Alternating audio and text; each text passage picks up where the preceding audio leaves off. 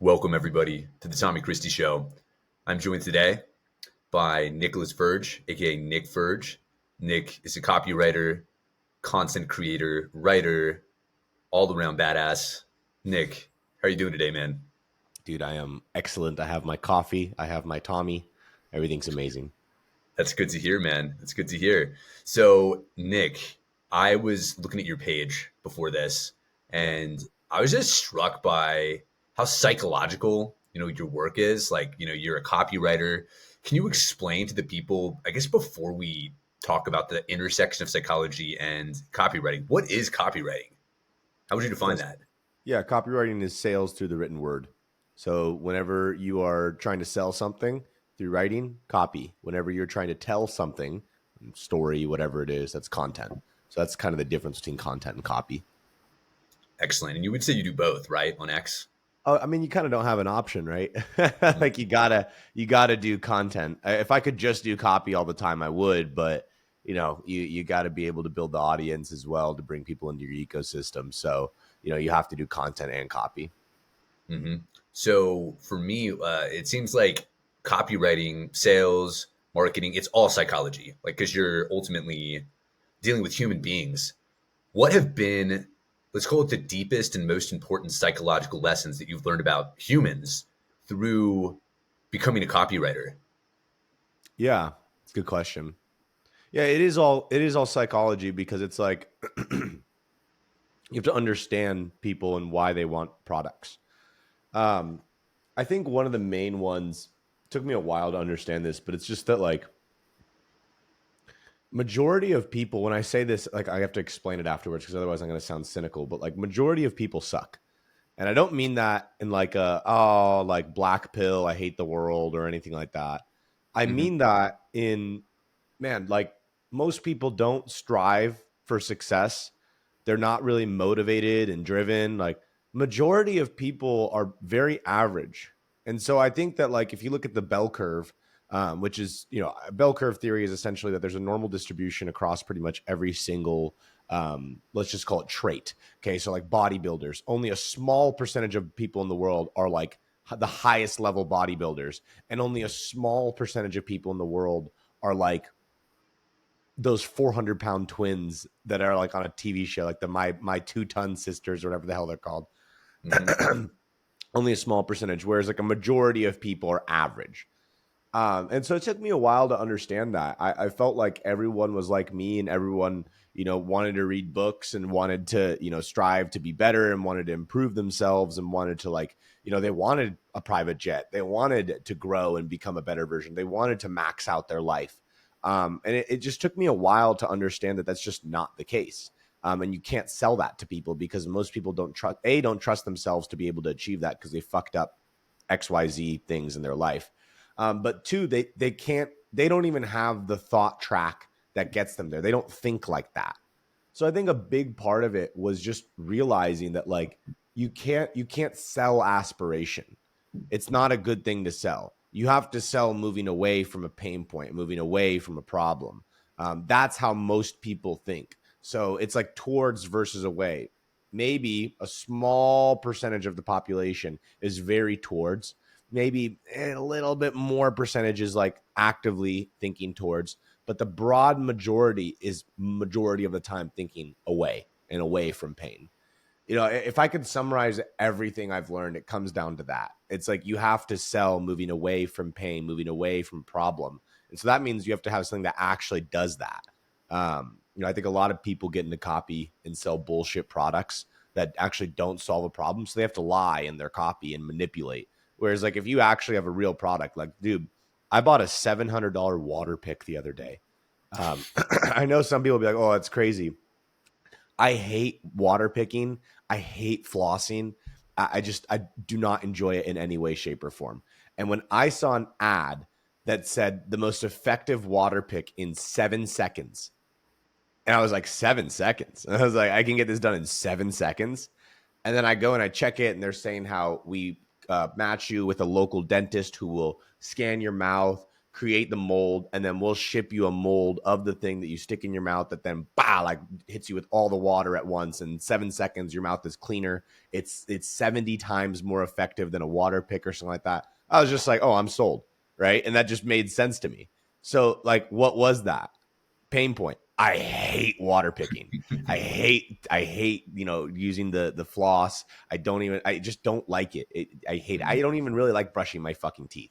I do it because I have to, but it's like, fuck, I don't want to do that, right? So this thing's like, hey, you get done in 7 fucking seconds. And I'm like, all right, I'll do that. That sounds great, right? So that's kind of like an example of how the hell did I buy a $700 water pick? Like, that's how it solved a problem for me. And that's all products should be focused that way, except for like, luxury stuff. Luxury stuff, even then, like, that does sell aspiration because you're selling to like that small percentage. But even then, it's just about like, that it's the nicest option, that's a completely different style of selling for sure. You mean like something like a Porsche?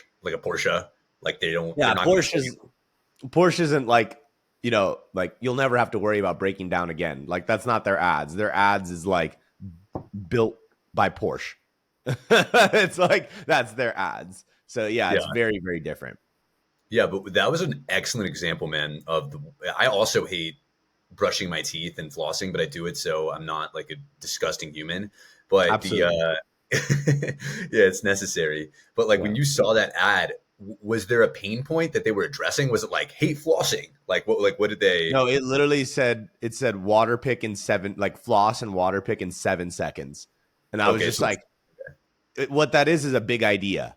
And I think it was a genius big idea because it's like, yes, that's the number one thing that everyone hates is having to do that. It's like no one, like it's the time in it. Oh my God, freaking 2 minutes, and sitting there. But then it's like 7 seconds.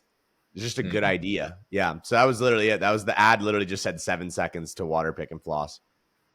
So it sounds like the ultimate, let's call it objective of successful copywriting and effective copywriting is to sell, right? And if your copywriting is not selling, then it's simply just not good copywriting. Is that accurate? Absolutely, bro. I mean, you're not writing copy at that point. You're just writing. And it's like, every campaign and every form of writing can have different objectives, right? You can have awareness. You can have like, just getting people onto a list, whatever it is, right? But for the most part, dude, like, I mean, the only thing that matters is did it convert or not? Like if it didn't convert, then it didn't work. And then you got to go back to the drawing board. What's an example of some terrible copy you've seen recently that you were like, damn, like that is just cringe? I'd rather use examples from my own history rather than like, me trying to shit on other people. That's fair. That's fair.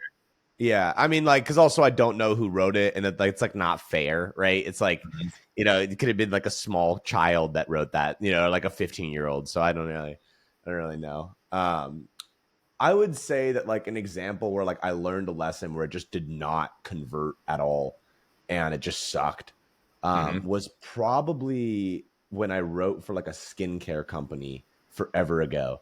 I feel like we had this whole like massive production that we wanted to create, and they were like, we want to make this basically like movie VSL, like, and I think I spent like 10-15K altogether on the production.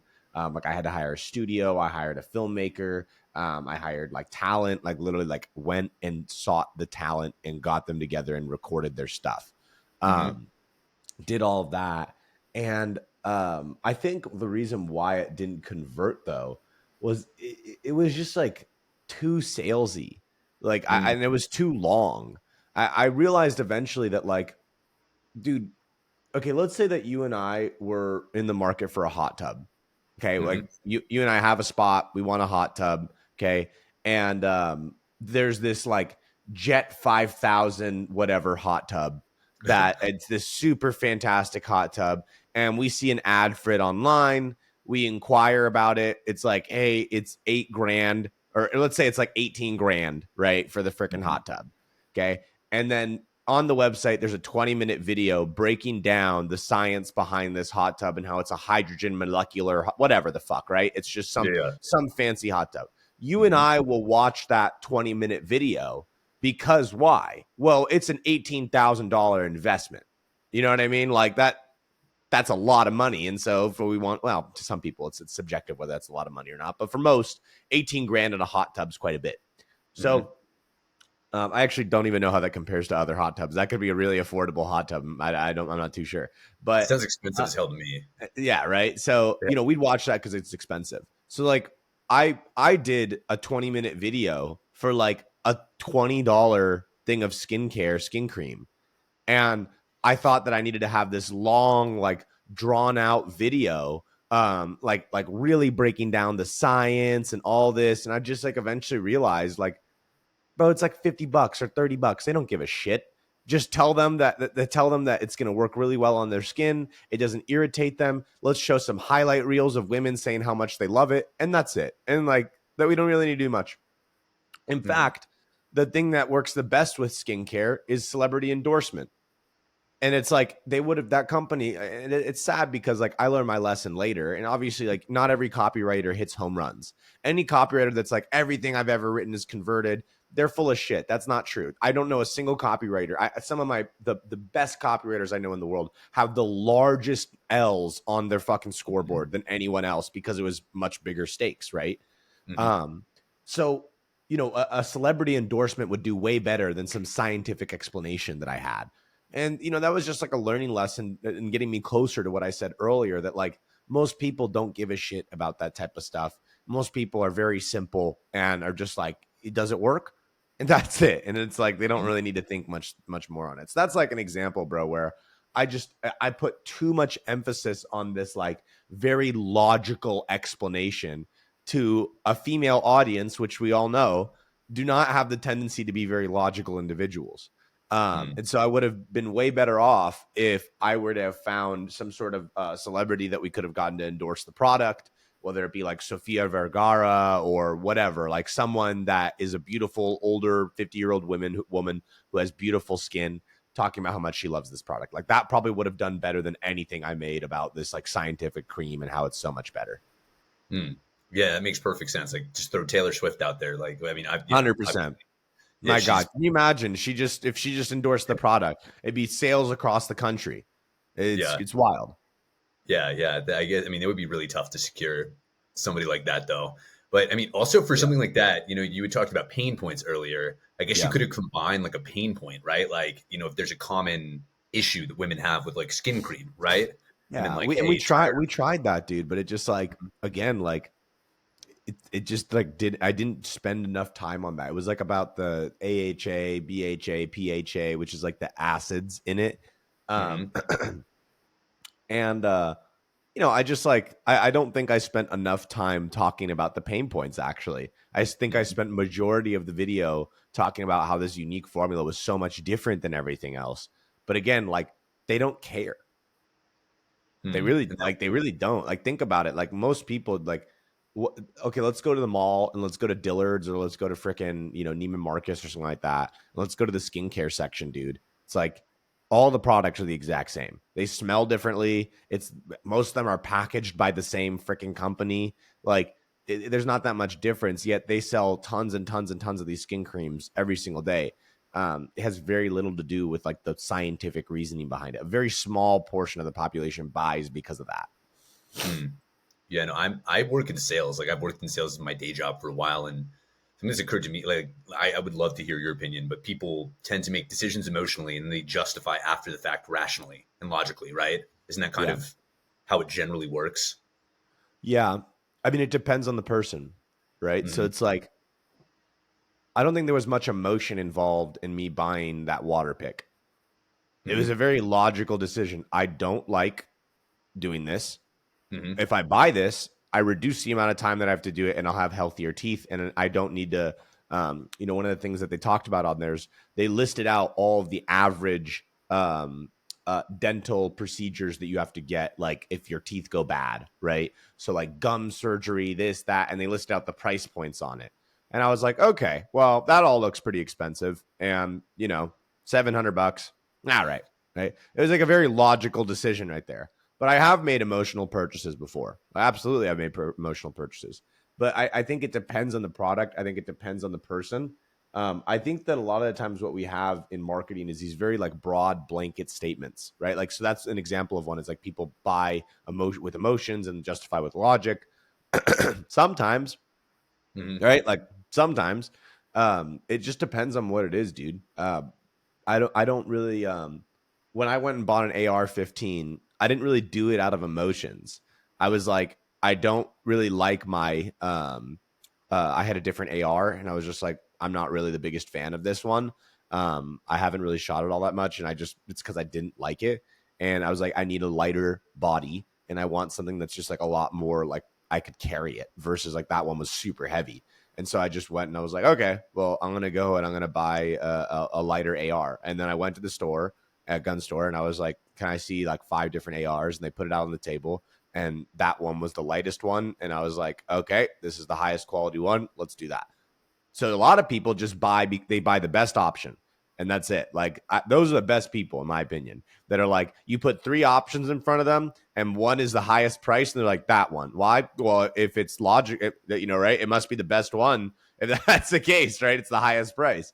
So there's so many different like buying behaviors and buying patterns that I actually don't think you can like blanket statement it. Otherwise, it's like, you know, I think you miss out on a lot of opportunities and you kind of like narrow yourself into a very narrow perspective on how people buy.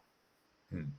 Yeah, that makes perfect sense. But would you say, like, if you were to look at the bell curve meme, do you think that some of these statements can apply for like the middle 85%, Oh yeah. Oh people? yeah. Yeah, that's what I mean, right? So it's like it's not Hmm. everyone, but a lot of it. Yeah. For sure. Hmm. Like I think a lot of people do make emotional buying decisions, right? Like, oh my gosh, my skin's breaking out. I look super ugly. I hate the way I look right now. And then they go and buy some skin cream to figure it out. And then they're like, well, this one has AHA and BHA and PHA and then right. So that's yes. Like I'm not saying it doesn't apply. It absolutely does. It's just like you can't apply it to all areas, right? Hmm. Totally. Yeah. I mean, there's a I was going through your posts on X, and one of them like really stood out to me, or at least you had this perspective in it, and I'd love to hear you speak on this quote that you posted. So it said, it's been said that 85% of the world are followers, 10% are leaders, and 5% are observers. You can, Mhm. I don't know. Yeah, yeah. How can you use this to, God damn it. You can use this to your advantage. What does that mean to you? Um, I think it's about realizing that man in general, and you could argue it for women, but I'm not a woman, so I don't speak for women. Um, I think that man is supposed to ascend from follower into leader and eventually into observer. Hmm. Um, and I think that when you understand that the majority of the world are followers, um, you have one of 2 routes that you go down. You either get super cynical, Hmm. and it's like the black pill ideology. Um, I don't think that's very useful. Or you kind of just realize that like your job then is to ask yourself, how do I want to lead people in this world? Do I want to lead them with shitty bullshit products that lie? Or do I want to lead them with really good products that help them achieve what they want from their life? And that's kind of the question you have to ask yourself. So I think that these facts, let's call it, right? Hmm. Because we can't prove that, right? There's no like way to do it. I think it's just like you see it, like even on platforms, like on X, you can see it. Majority of people like, oh, raw milk followers, right? But then there's the 15% that are like, hey, the first ones to post about raw milk and everyone's doing it. And then there's the 5% that knew about raw milk for ages and don't even say anything about it. And they're just like, I don't feel the need to share that. So, I think that you have to ascend. And I think it's also about realizing that you have an obligation. Then if majority of people fall into that category, you better like make sure you do a damn good job to help those people get to where they want to be, because otherwise I feel like you're just a bullshit artist. Hmm. I like that a lot. So Yeah. I like your raw milk example too, because it's Yeah, become a trope on X. that's I another do. one of my most recent tweets that did really well. I was like, raw milk this, raw milk that. Do you fuckers not have anything better to do with your time? It's just like, come on, guys. Yeah, it's like that's not. I mean, that can't be who somebody is. Like that can't be like if you're hanging out with them, like they're probably just not talking about raw milk all day. But But on the that's what X, gets them attention on the platform. hmm, They post about raw milk. It's the first time they probably got above 10 likes on X. And so now they realize, well, when I hit that button, oh my God, when I hit the dopamine button, I hit the raw milk button, I get dopamine and it goes straight to my brain. So they just continue to do that. And that's why, you can go, for instance, like guys and girls, you can go to their profiles and notice that they're carbon copy clones, literally like Mm. posting the exact same style of what's the word for it? Trad photos, like farming and like, oh, sourdough and like steak and then like all this stuff, right? Like most people that post like that, they're not thinking for themselves. They just look at what is other people doing. And I'm a pretty attractive woman. And if I do what she's doing, I can probably get Mm. attention too.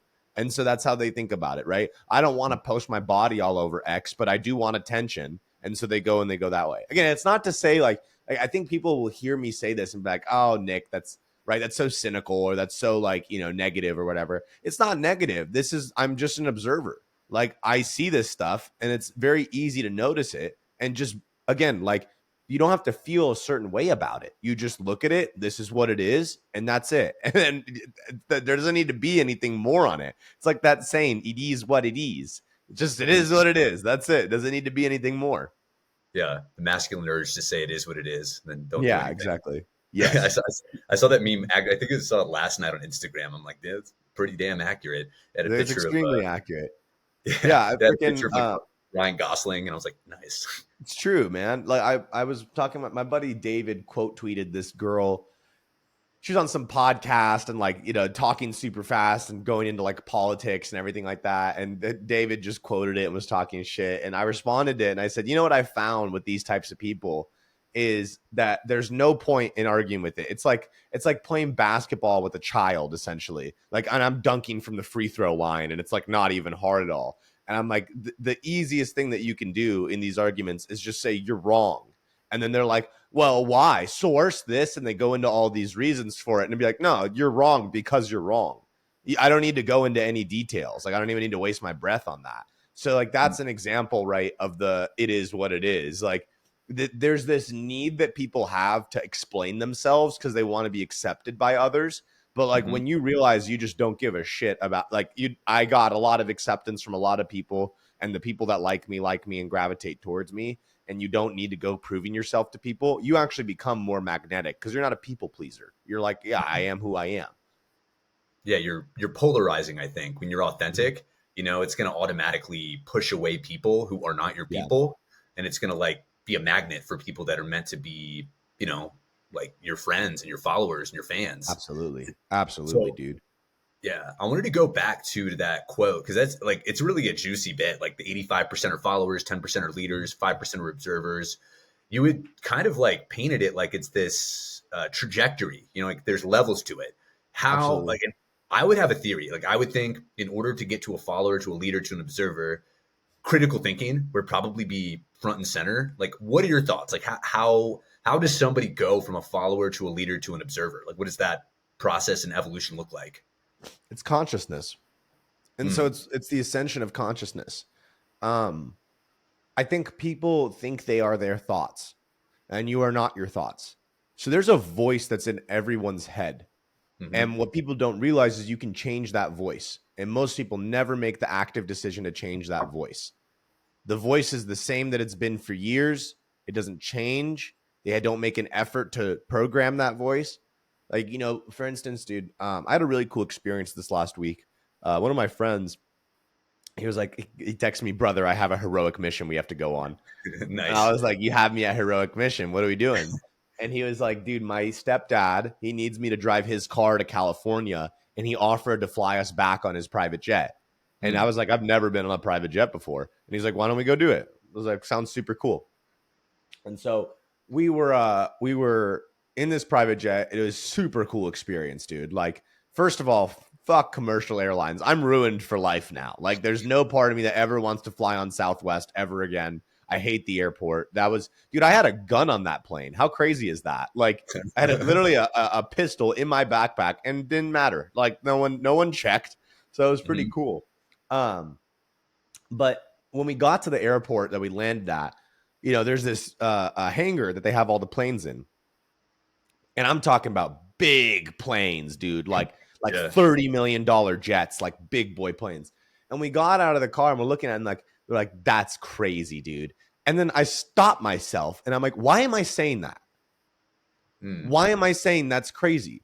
Because how am I like, why, like, what? It's not, it shouldn't be crazy. It should just be normal. Right. And we stopped saying that. Me and my buddy, I checked him and I checked myself. I'm like, let's stop saying this is crazy, dude. This is perfectly justified and makes total sense, is a much better way to say it. Oh, this is amazing. Right. So that's like an example of, there's that voice in your head that's like, oh, that's not attainable. That's crazy. Right. Like, what do we call crazy? We call crazy like shit that, like, the bodybuilder that's like, 600 pounds or whatever. Like, we call that type of shit crazy. But like, you shouldn't call something that you want crazy. So this is like an instance of being conscious of your thoughts. And so most people are not conscious of their thoughts. And this is really what I mean by like 80% are followers or whatever. They're just not conscious of their thoughts. And because of that, they need to absorb other people's thoughts. And that's part of the process. But people can go their entire life like that. I was a follower at one point, 100%. And even to this day, I think you still emulate traits in the follower thing. And there's this ascension process to be fully actualized as a leader, fully actualized as an observer. I don't think like someone's ever 100% in it. Like, you have to check yourself and be 100% better. Or just continue to get better. But yeah, dude, like, I just think that it comes down to being really conscious of your thoughts. Why do I believe this? Why do I think this? Why do I trust this person? What about this makes me think this is true? What about me thinks this is false, right? Why am I getting triggered right now? Why am I upset? Like, I had a buddy on Instagram call me a dumbass the other day, and I couldn't tell if he was joking. And I messaged him back, don't call me a fucking dumbass. And he was like, dude, what the fuck's your problem? And this is a good friend of mine too that I've known for like 5 years. And I asked myself, I was like, you know what? I did kind of get super triggered there. And I was like, why did I do that? And I'm like, And I really sat there and thought about it. I was drinking coffee in the morning. I was like, oh, my dad used to call me dumbass. And I remember that like really upsetting me. And that probably triggered that. And then I was like, yeah, my dad used to call me that. So I think that triggered me right there. Anyways, I love you, dude. And then it was just like me sipping my coffee with like a little like pinky up and everything. So it's like, I can be conscious enough to laugh and be like, it's not a big deal, right? And realize what actually triggered that. But most people are just like a victim to their own thoughts. They're not observing them, and they're not like separating themselves. Like, this is where they're at, right? It's like, here's my thoughts, here's me. And they never take the chance to just step back and look at the thoughts and observe them and say, what is wrong or what is right about these thoughts? I like that a lot. And I guess maybe the proper response, if you could go back, like the mindful response would have been like, why did you say that? Right? Like, if you had asked him, like, why'd you call me a dumbass or something like that? I think the thoughtful response would have been realizing I've known this person for 5 years, and he's not saying it cynically, and there's no way he could know about my background with my dad. And he's not calling me a dumbass to be like cynical or rude or anything like that. He's just fucking around and he's just joking, So it's like, there's no need to do that. It'd be completely different if I didn't know who this guy was. But I had like, dude, this was my first client I ever signed, right? And so it was like, I've known him for a very long time. It would have been completely different if I didn't know who that was. If I didn't know who that was, the proper response would have been like, I don't know you, don't call me that. But for him, I know him. Like, I didn't need to blow up on him like that. Like, that didn't matter. And I didn't even blow up on him. I just like kind of checked him back, and it just didn't make sense. It was all good. So you had a moment of essentially like low consciousness where you were being a follower. Absolutely. And you were letting your kind of like programming. I think that's a good way to think about it. Like your subconscious programming, you were letting that run the show. Well, I was reacting. I wasn't responding. And that's the difference. So like, I think the highest level of consciousness is you responding and making deliberate choices on how you respond to things. Whereas like low level consciousness is reaction. If I go up to a cow and I shoot a gun in the air, right? The cow's going to get all scared and run away, right? The cow's reacting. Animals are very reactory animals. Like I don't know if that's even a fucking word right there, but like they react, right? They're not responding. They're reacting at all times. And animals have a very low level of consciousness. They don't think for themselves. They're just animals, right? They're just operating their world. But like humans, we don't have that. So we don't need to be like that. Yeah. Well, I guess it pays. I mean, I guess in a situation like you just talked about, I think it can pay to be reactive. If there's like a gun pulled out in a club or something, like sometimes, sure. Yeah. You got to let your Yeah. intuition just Yeah, like, when we go to the bottom of Maslow's hierarchy of needs, it's probably a pretty good idea to get a little reactory there. definitely. I think in a lot of situations, the best reaction is to just like run away. You know what I mean? In a situation like that, it's just like, just run, bro. Just get out of there. But Yeah. I really love that whole. Have you ever read what's that book called? Man, I'm reading a book right now and it's about levels of consciousness. Power Oh my god. versus force. Yes, Power versus Force, Yeah. David Hawkins. Yes. Yeah. Is that where you kind of got that mental model? I think it contributed to the mental model. I've heard it a lot.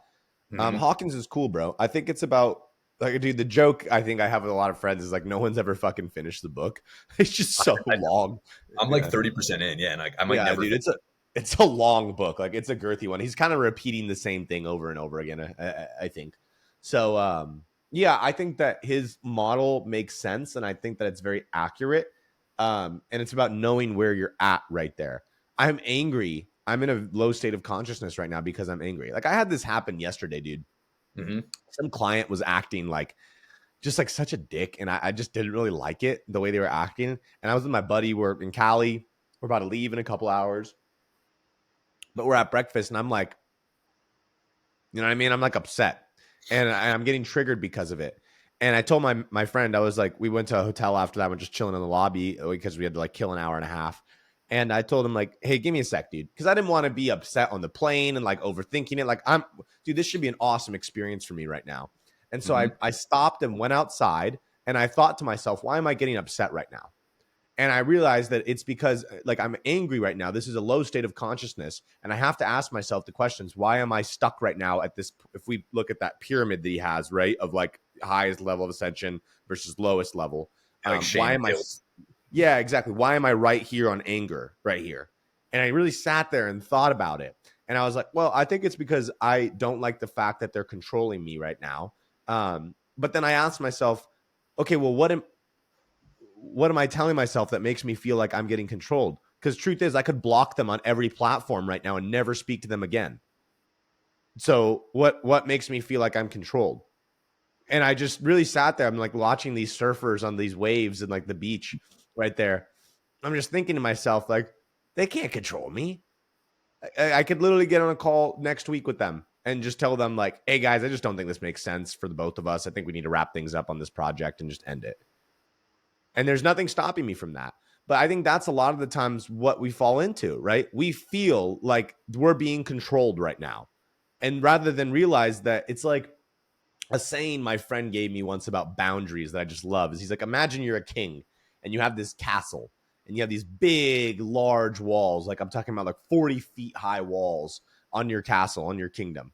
And there's a little orc downstairs. And the orc's like, I'm going to get over your castle walls. And there's just like no way he can get over the castle walls. And you look down and you're like, okay, right. And that's boundaries. It's like, Mhm. okay, sure, you're gonna get over my castle wall. Like he's over there like cussing you like at the bottom of the freaking wall. And it's just like, okay, sounds good. Like there's 40-foot walls right now. Good luck, buddy. And you would just walk away, right? You wouldn't really care. But we don't think that way when shit pops up. And we feel like we're being controlled right now, or we don't have control over the situation. When it's like in almost 90% of scenarios, you do. It's just about, again, responding versus reacting. And so I realized in this moment, I'm reacting right now. I'm not having a good time. It's pulling me out of this. I could literally fire this client tomorrow. I don't care. I'm not affected. Nothing in my Maslow's hierarchy of needs is being affected by that. I more so feel like I'm being disrespected right now, but I choose whether or not I allow that to continue to happen. That's it. Hmm. I love that. I mean, this actually came up my podcast with Dakota the other day. I brought up a book. Have you ever read King Warrior Magician Lover? You ever heard that I've book? I've I've heard of that, but I've never read it. No, I'm familiar with the concept though. Yeah, no, it's phenomenal because like, you were just essentially explaining the king archetype, which is like boundary setting, and as a man, that wants to embody healthy masculine energy, it's important to have boundaries in place that people Yeah. can't violate or can't go over. And the Mhm. second that somebody crosses your boundary or like tries to climb over your castle wall, Yeah. it's up to you to the level of like how you want to enforce that boundary. Absolutely, dude. Yeah. And it's just like getting used to that in all interactions from clients to, friends to relationships with women, regardless of who it is, even just people and around your environment, always.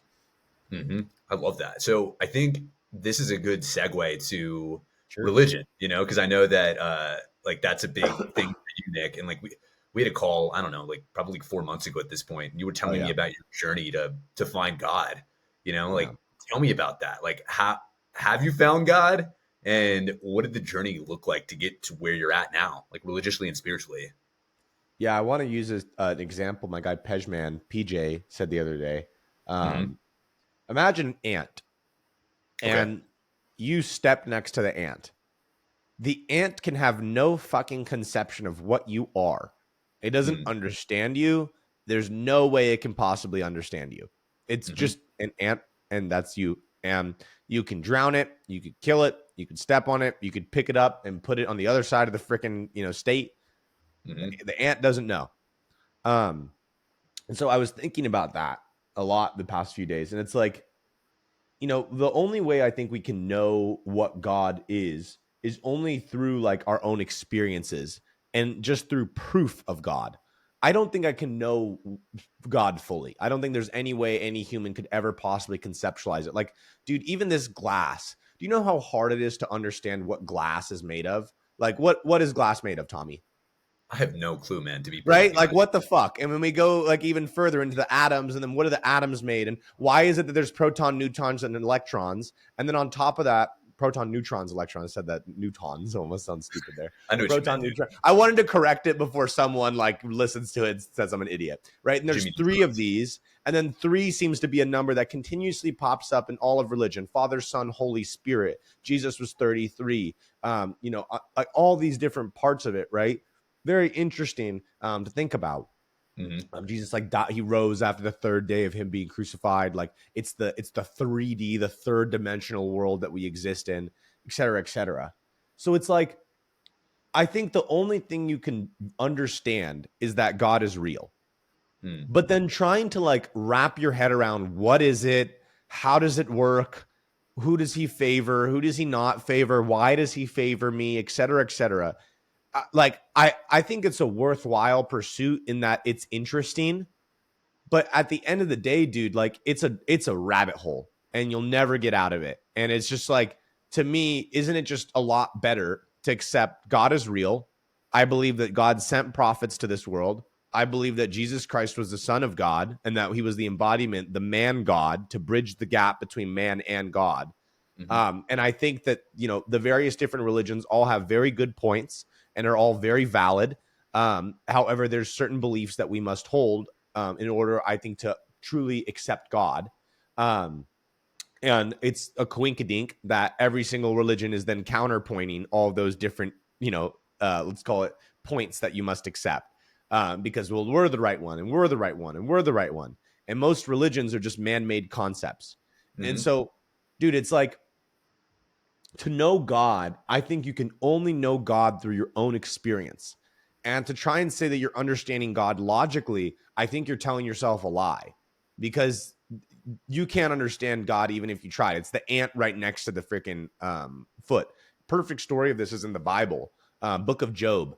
And basically, I think it's like the devil or some sort of satanic entity, I don't know, has a bet with God and tells him, hey, I believe that if you were this man Job, who has a beautiful family and all these fields, I believe if you were to take everything away from him, he would not worship you anymore. And God said, let's run that game. And so God takes everything away from him, burns down the fields, the family gets killed, everything. And Job is like super upset, but then prays to God and is going back and forth between forsaking God and praying to God.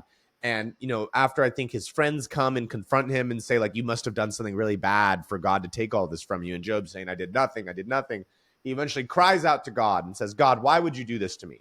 And God comes down and picks Job up and shows him the entire world, everything, the universe. He shows him everything. And he says, even if I were to explain how everything worked to you, there's no way you could ever possibly understand it. No way. Mm. And he sends him back down to earth. And Job's confused, and then he gets back double of everything that he had. Double the family, double the property, double the wealth, everything.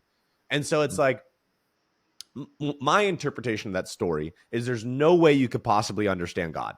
There's no way you can possibly understand the marvelous complexity that is God. However, what you can do is understand that he is real and that he does work miracles and that he cares and loves you so deeply.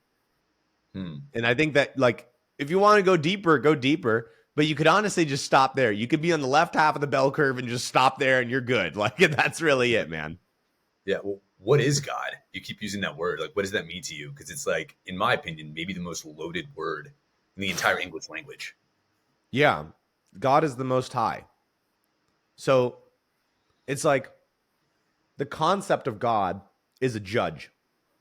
And so think about judges in society. There's hierarchies, and this is going to sound like Jordan Peterson here for a moment. Hierarchies, right? Oh, you got hierarchies, lobsters, right? So it's like, yeah. But it's like, there's these different hierarchies. And so what God is the highest point on the hierarchy. So like a police officer is above me in terms of the law. A judge is above the police officer and above me. The president is above the police officer and above the judge and above me. And then it's like above the president is like what? The National World Council and like, I don't freaking know, right? It keeps going higher and higher. So God to me is the concept of the most high. It's the highest level that anyone can ascend to, or can't ascend to it, right? But it's the highest point. It's perfection. And I don't believe that we're able to ever achieve perfection. But it's just, again, like if you were to look at a pyramid, right? It's at the very, very, very high. If it's a bell curve, it's all the way to the right, to the point where no one could ever achieve it. It's the highest point.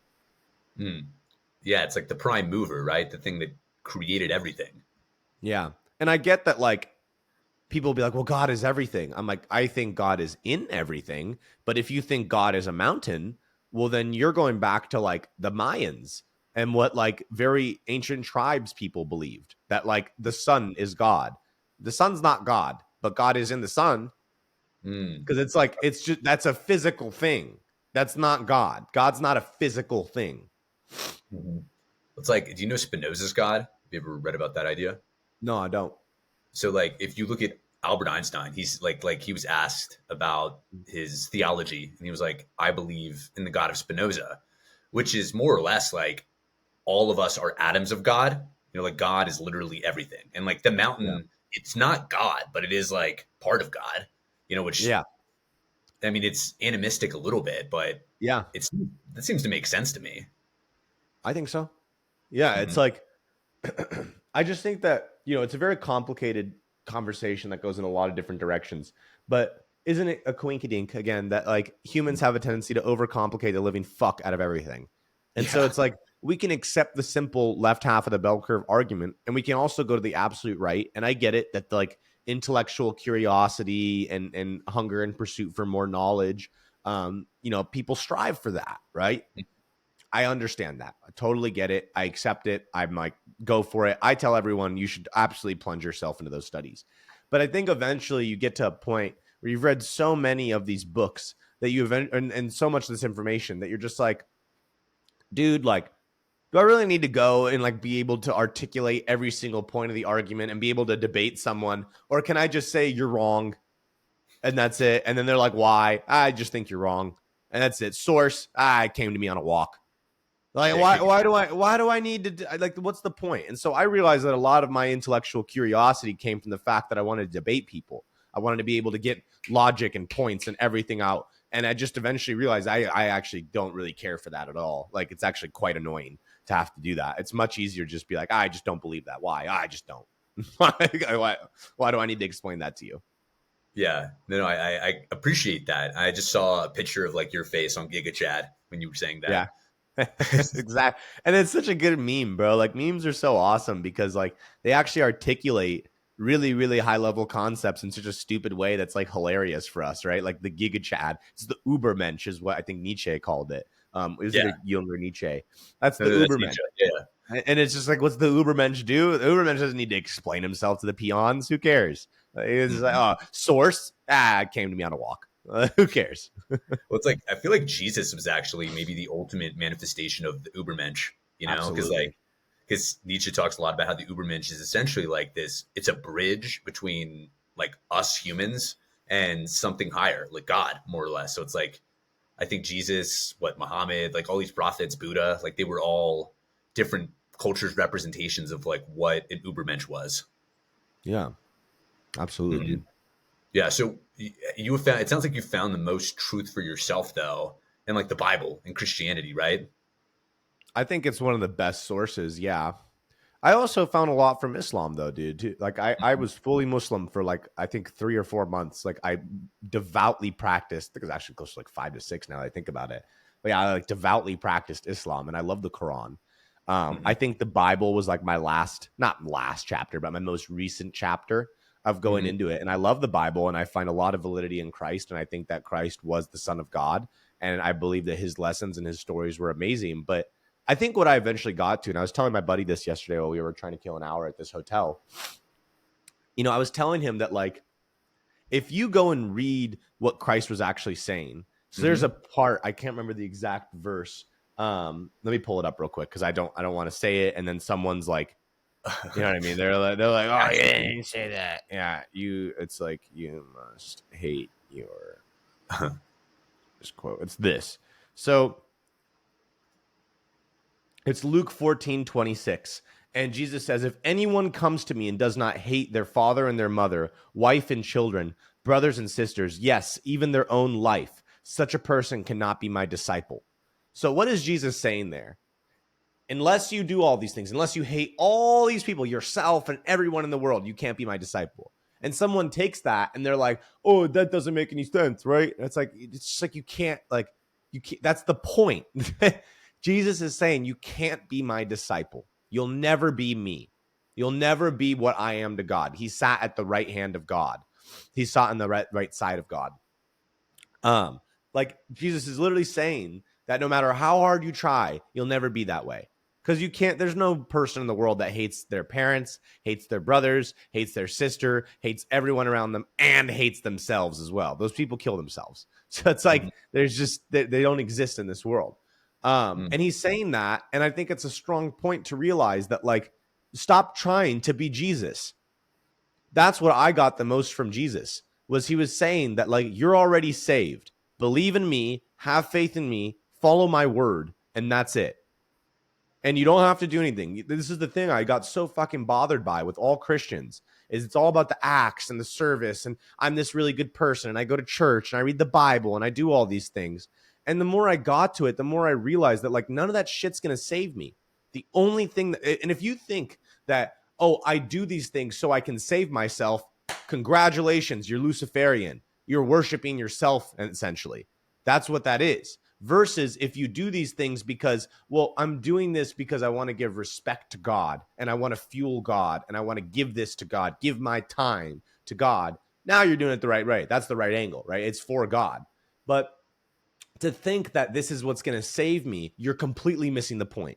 The whole purpose of Christianity is that it's not through your acts that you will be saved. It is only through your faith in Jesus Christ. Whereas in Islam, it is through acts and then the mercy of Allah that you will be saved. And that's where I personally fell off with Islam is I don't believe that acts can save us. Because if I'm going to be judged by my acts, then I will be judged both by the positive and the negative. There's a hadith in Islam that says that a man got to heaven and God said, "Let this man in out of my own mercy." Allah said, "Let this man in out of my own mercy." And he said, "No, no, God, I want to be judged based on my acts. I did everything." And he said, "Let us weigh on a scale his eyesight compared the blessing of his eyesight compared to all of his good acts." And whoosh, the eyesight completely outweighed it. And he said, then you'll go to hell because your eyesight was more of a blessing than anything that you ever could have done through your acts. And then the guy apologizes and God lets him into heaven, right? So it's like, that's an example where I don't think our acts are ever going to save us. I don't think that that's ever really what's going to get us there. I think what gets us to heaven and what gets us to God is accepting God and living through God and listening to God. When God says to you, hey, right? Lesson, whatever it is, when God presents the lessons to you in life, when God is pushing you towards it, when you experience going back to that power versus force triangle, things on the bottom half, everything below neutrality. God is trying to tell you something. Yeah. You need to be able to listen. And that's really No. what it is. It's to know God and to walk with God. But to know God and walk with God at the same time, it's a paradox in that you can never know God. And you just have to kind of be like, it's like, oh, okay. I mean, I think I know God, right? Like that gives me lessons, and it's what it is. So, again, this is a rabbit hole, bro, that we could go down forever.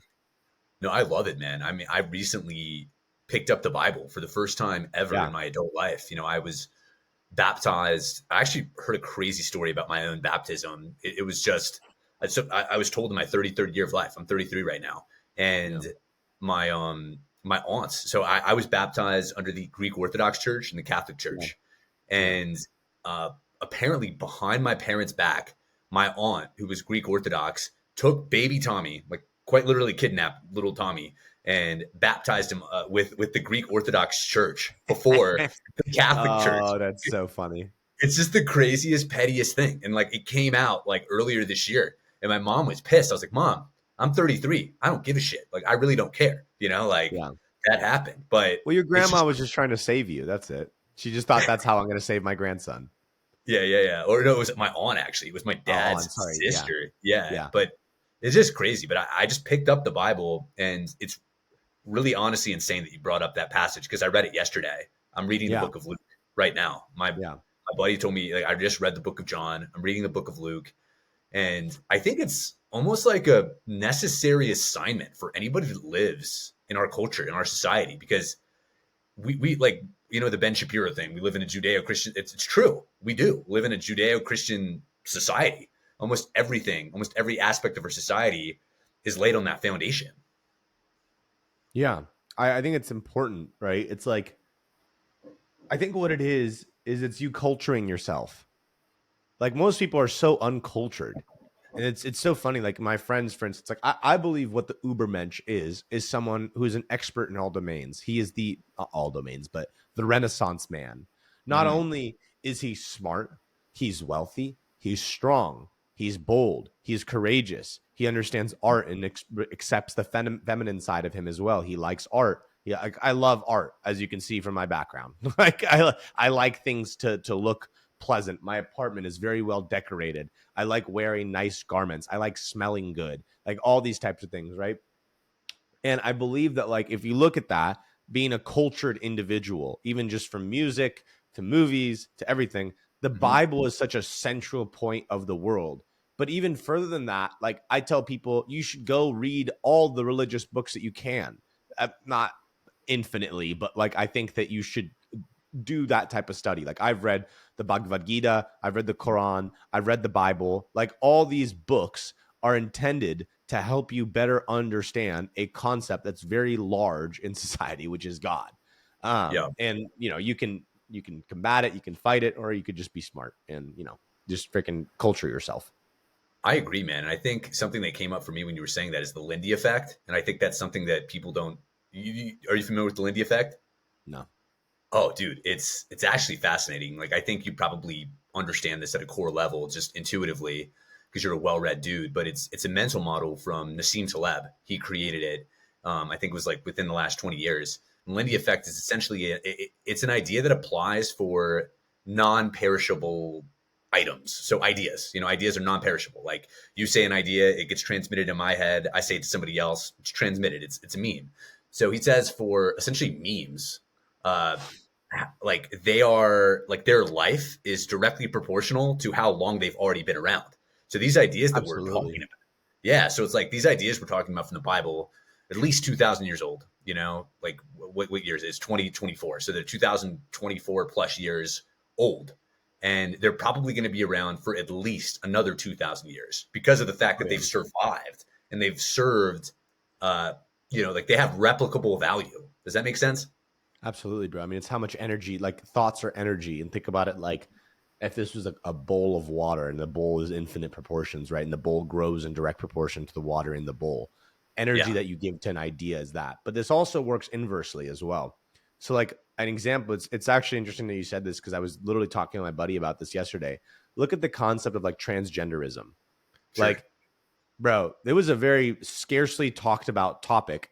I mean, I think it started in like the 50s or something like that, right? Like, I'm not sure when it started, but even like early 2000s, it wasn't really like a big topic, right? We just kind of looked at it like, these people are, right? Like, I'm not going to get you banned off YouTube, but it's like you got that. And now it's like every freaking day, right? Like, how many more people do we see talking about this? It builds and builds and builds. So I believe that this works in both areas of good and evil, and both good and bad. And now you have to ask yourself, like, what's good, what's bad?